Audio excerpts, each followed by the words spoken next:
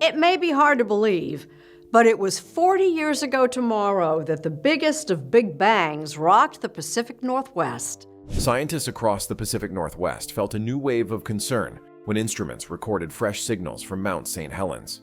The mountain has a long memory. The catastrophic eruption of 1980 changed the landscape and many lives. Now, 45 years later, a cluster of small earthquakes, subtle ground movement, and slight shifts in gas readings showed up at the caldera. Those signs were not a single dramatic blast. They were a pattern that demanded attention and careful study. Teams that watch the volcano treat every signal with respect. Seismometers listen for shaking deep underground. GPS stations measure tiny changes in elevation and distance. Gas sensors sample the air for sulfur dioxide and other gases that hot rock releases. Cameras and satellites look for heat or new steam. Scientists do not decide quickly. They gather data, compare patterns, and run models. The goal is to find out whether magma is moving toward the surface or if the signals come from harmless rock cracking and shifting. That careful inquiry takes time and many lines of evidence. When the news spread, the tone of public discussion changed fast. Social media filled with old footage and dramatic claims. Some people felt fear and remembered the thick ash and roaring blasts from decades before. Others treated the alerts as just another headline. Scientists and emergency managers asked the public to wait for official updates. They reminded people that monitoring has grown much stronger since 1980. A careful, measured approach helps protect people and avoid needless panic. Inside labs, researchers studied the earthquake patterns closely. They looked at where the quakes happened and how deep they were. Rock cracking near the surface can make many tiny quakes. Fluids such as hot water and steam can also trigger shakes as they push through cracks. Magma moving upward tends to create different patterns, sometimes with rhythmic tremor that sensitive instruments can detect. The teams used past records to compare the new signals with previous unrest episodes. That comparison helps them see if current activity matches slow recharging or if it shows a trend toward an eruption. Official agencies issued cautious bulletins. They said they were watching and collecting more data. The watch levels did not rise immediately. Scientists avoid raising alerts until evidence points clearly to a rising danger. False alarms can hurt public trust and cause unneeded disruption. At the same time, teams checked backup systems, inspected remote sensors, and rehearsed communications with local authorities. Emergency managers reviewed maps and evacuation routes. Those steps do not mean an eruption is imminent. They are part of sensible planning.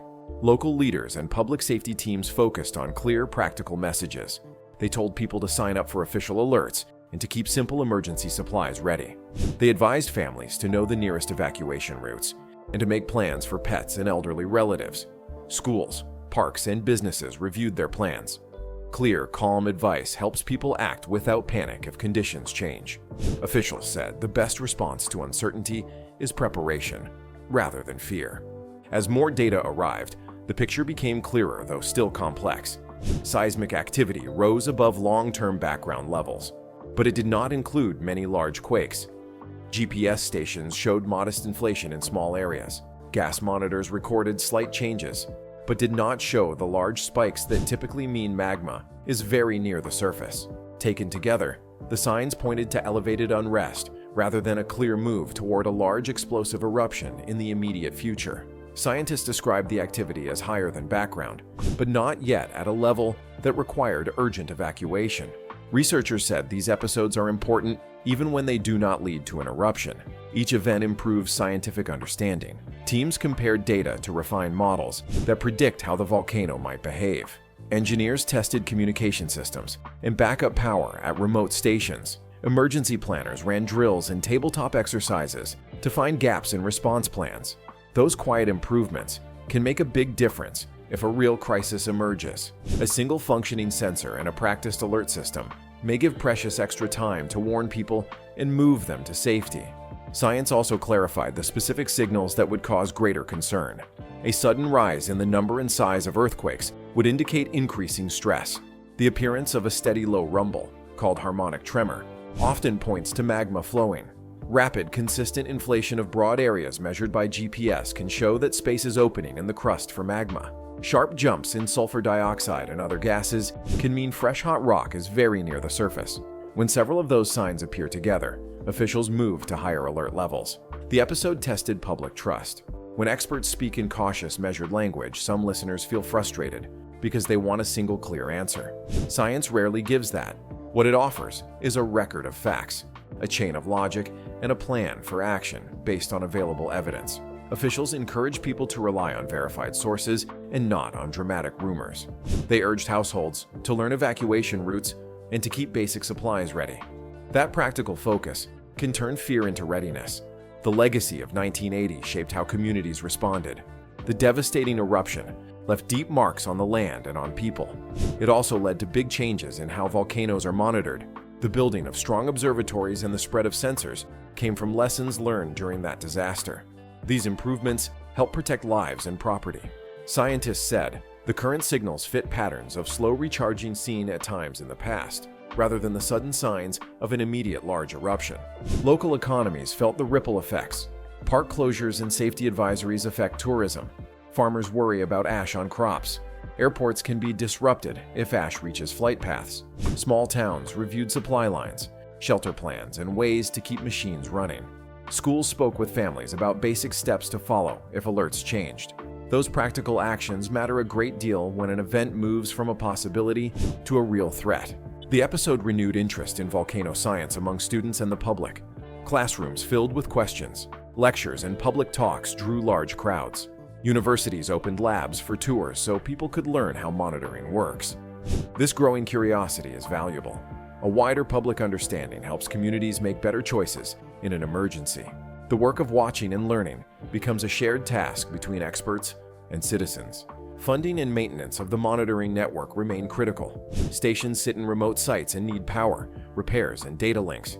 Budget shortfalls or storms can take stations offline and create blind spots. Scientists told leaders that steady funding is essential to keep a strong, reliable system. Spare parts, backup power, and field crews are practical investments that pay off in speed and accuracy when signs grow clearer. Scientists leaned on long-standing partnerships during the watch. Federal agencies, state teams, university researchers, and local emergency managers shared data within hours. Tribal nations were part of the planning and outreach as well. Indigenous communities carried deep knowledge of the land and of seasonal patterns, and officials said listening to those voices improved outreach and safety planning. Local volunteers helped check trails and signs. Park staff coordinated with county crews to make sure that people got timely, clear information. The mountain taught lessons about recovery and resilience. Since 1980, the crater and surrounding forests have slowly grown back. Plants and animals returned in surprising ways. Scientists study how life comes back after such a major change. That ecological work helps planners understand long-term hazards like mudflows that can follow heavy rain on loose soils. Long-term research at Mount St. Helens links geological data with ecological recovery and helps train the next generation of scientists. Practical tips became part of the public message. Officials reminded people how to seal windows and doors to keep ash out. They suggested storing water and masks and keeping battery-powered radios ready. They asked drivers to be cautious on roads that might be slick with ash or mud after heavy rain. Local fire teams and health clinics checked their supplies and communication plans. The simple work of preparing supplies and plans can reduce panic and make any real response faster and safer. People shared stories that showed how much had changed since 1980. Older residents recalled ash falling like snow, roofs covered, and days when the sky went dark and strange. Younger people listened and then asked practical questions about routes, supplies, and how instruments actually work. Community meetings brought scientists, emergency managers, and neighbors together so experts could explain methods in plain language. Demonstrations showed how seismographs record tiny shakes and how GPS stations can measure ground moves smaller than a grain of rice. Those sessions built trust and helped people understand why timely, verified information matters more than dramatic but unverified claims online. The episode also showed cooperation beyond the region. Volcano scientists from other states and universities offered to review the data. International colleagues shared methods and modeling tools that had worked in other places. That wider network of expertise helps when signals are confusing. More eyes on the problem create more ways to see what is really happening. Shared knowledge can speed decisions and improve warnings. Scientists urged patience. Volcanoes do not follow a human schedule. Small pulses of activity can come and go over months or years. Some unrest fades without an eruption. Other times, it leads to slow lava growth that can change a crater over months. The important work is careful observation. Each measurement is a piece of a puzzle. Over time, the picture can become clear enough to act. The watch also renewed interest in practical preparedness. Families refreshed emergency kits and learned evacuation routes. Schools updated plans and practiced simple drills. Local businesses checked insurance and supply chains. Park crews inspected trails and safety signs. Those steady steps reduce harm and keep communities ready if conditions change. In the end, the story was about steady work and cooperation. Scientists, residents, tribal leaders, and emergency managers all had roles to play. Mount St. Helens was a reminder that nature can shift without notice, and that careful watching and clear plans make a real difference.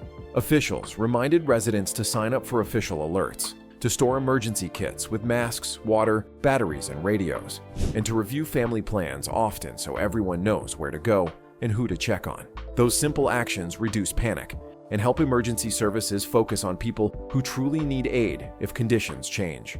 Communities felt stronger by planning and preparing together.